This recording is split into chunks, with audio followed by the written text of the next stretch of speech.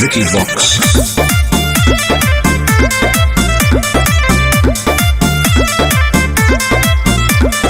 होली खेले अहे छौरी अहिर के खटाल में रंगावा लगाई देबो गोर दुनो गाल में हे गे।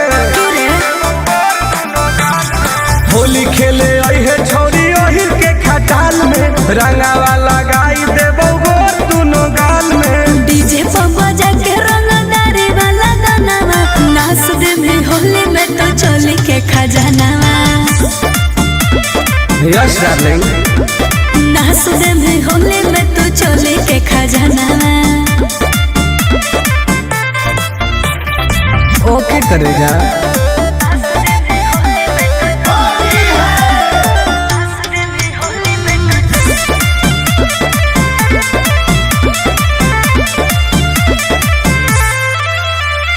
जे मैं करबहु मनाओ में डाल दे में जबरे आगे पीछे ऊपर नीचे रंग दे में सदरे। अब की हो जाए तो गे बड़ी दुख होते रे गोरो ही प्यार गे तू समझो ही रंगदार गे लूजर वाला लूजर पेन के अहे सालावार गे। आइबो नहीं मिले धोखे को हो ही गाना नाच दे में होली में तो चोली के खजानावा। ना पागल नाच दे में होली में तो चोली के खजानावा। सगरो रंगाई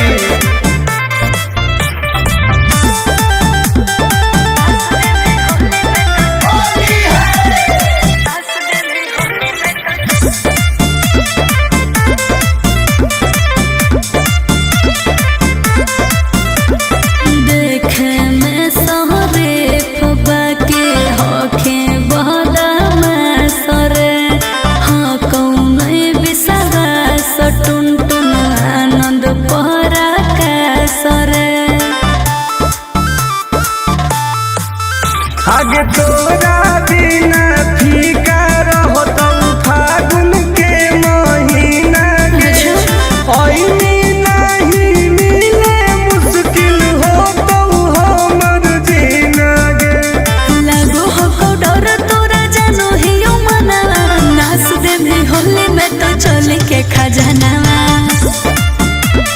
अरे फायदा करिए नाच दे में होली में तो चोली के खजानावा। रंगवा ले सही रही। ठीक हो अब यो हिम्मत करके।